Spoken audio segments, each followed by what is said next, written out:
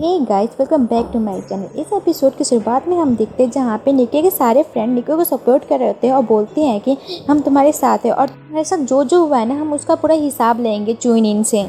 Next scene में हम कोंगलिंग और लीबे के पेरेंट्स को देखते हैं जो प्रिंसिपल से बात करने आए रहते हैं और वो लोग बोलते हैं कि चुइनिन और जिया बहुत ही अच्छे बच्चे हैं, वो ऐसा हरकतें नहीं कर सकते, आपको ना इस पर ध्यान देना चाहिए, वो लोग ऐसा कुछ भी नहीं कर सकते, हम दोनों ने उन्हें पास से देखा है। प्रिंसिपल भी उनकी बात को समझ रहे होते हैं। अब हम लीबे और कोंगलिंग के पेरेंट्स को उनके पास देखते हैं जहाँ पे वो लोग उसे समझा रहे होते हैं कि तुम दोनों जिया एर और चुइनिन का ध्यान रखना, वो दोनों अभी बहुत ज़्यादा मुश्किल वक्त से गुजर रहे हैं, तुम लोगों का साथ जरूरी होगा उनके लिए। तो बोलते कि हाँ, हम तो उनका बहुत अच्छे से ध्यान रखेंगे, आपको ना टेंशन करने की कोई ज़रूरत नहीं है।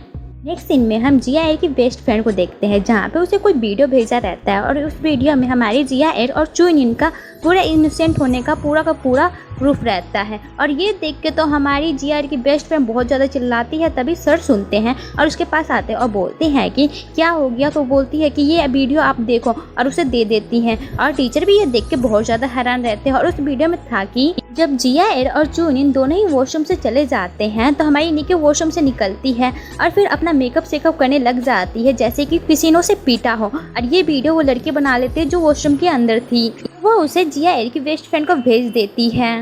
नेक्स्ट सीन में हम जिया एर को देखते हैं जो वही वीडियो जाके मिशलू को दिखाती है और मिशलू देख के बहुत ज़्यादा हैरान रहती है और बोलती है कि तुमने ये किसी और को तो नहीं दिखाया ना। तो हमारी जिया एर बोलती है कि टीचर, हम नहीं चाहते हैं कि नीनेके का रेपुटेशन ना ख़राब हो जाए, मैं चाहती थी कि ये आप देखें और हम लोगों को इनोसेंट समझे, मैं उसे कुछ भी बदनाम नहीं करना चाहती, तो प्लीज़ आप किसी को मत बताना। तो मिशलू भी बोलती है कि तुमने ठीक किया।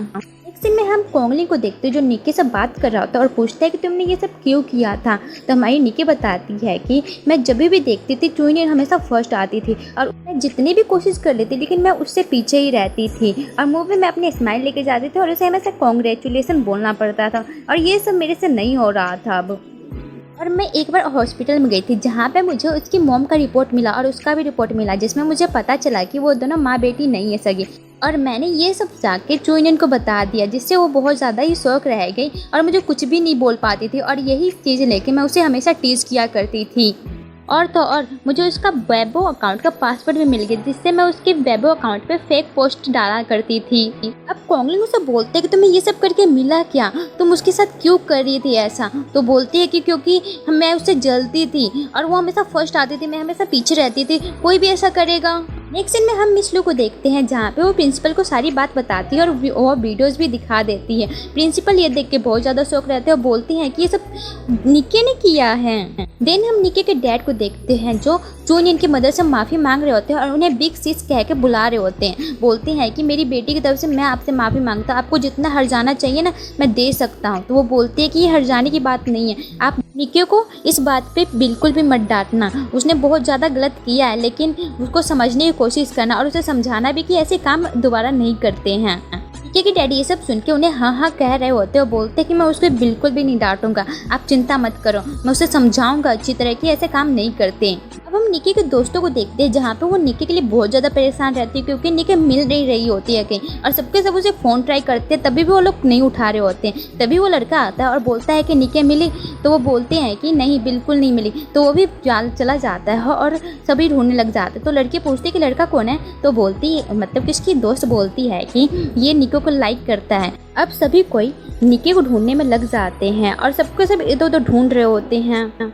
और लो हमारी निकी तो यहाँ पे खड़ी और उस लड़के को मिल जाती है निकी और वो निकी से बोलता है कि तुम यहाँ पे खड़ी हो, सबके सब तुम्हें इतना ढूंढ रहे हो, तुम्हारे लिए कितना बड़ी डोर है, तुम देखी हो सबको, तुम्हें ना अपना फ़ोन चेक करना चाहिए। तो निकी बोलती है किसी को मेरी कोई चिंता नहीं है। तो वो खड़े होकर समझाने लग जाता है निकी को और बोलता है कि सबके सब तुम्हारी बहुत ज़्यादा फिक्र करते हैं, तुम उनकी बात को समझो। ये सुन के तो हमारी निकी थोड़ा स्माइल तो करती है। निकी उससे पूछती है कि तुम यहाँ पे क्यों आए हो और मुझे लाइक क्यों करते हो। तो वो बोलता है कि तुम ना दुनिया की बहुत अच्छी लड़की हो, मैं जानता हूँ, कोई तुम्हें समझे या ना समझे लेकिन मैं समझता हूँ। ये सुन के तो हमारी निकी बहुत ज़्यादा ही खुश हो जाती है और उसके तब देखने लग जाती है। वो फिर से निकी से बोलता है कि तुम्हें अपना फ़ोन चेक करना चाहिए, देखो तुम्हें मिशलू ने कितने सारे मैसेजेस किए, कॉल किए हैं। तो निकी देखने लग जाती है और वो फ़ोन देख के बहुत ज़्यादा ही खुश होने लग जाती है कि सब कोई उसकी चिंता कर रहे हैं और सब कोई उसका वेट भी कर रहे हैं आने का। देन हम निके को ऑफिस में देखते हैं जहाँ पे सभी के बैठे हुए रहते हैं और वहाँ पे आ जाते हैं। उसके आते उसके डैड उस पर चिल्लाने लग जाते हैं और बोलते कि तुम चली कहाँ गई थी, तुम्हारे लिए हम कितना परेशान हो रखे थे और तुमने क्या कांड किया है, तुम्हारे कांड से देखो हमें कितना ज़्यादा सहना पड़ रहा है। और वो निको को बहुत ज़्यादा ही डांट रहे होते हैं। फिर वो चोइनिन की मदर के पास आके बोलने लग जाता है कि मैं आपको मेरी बेटी की तरफ से ना माफ़ी मांगता हूँ, ये सब ना उसने गलती से किया है। ये सुन के तो हमारी निके बहुत ज़्यादा ही चिढ़ जाती है और वो चिल्ला के बोलती है, डैड ये आप क्या कर रहे हो।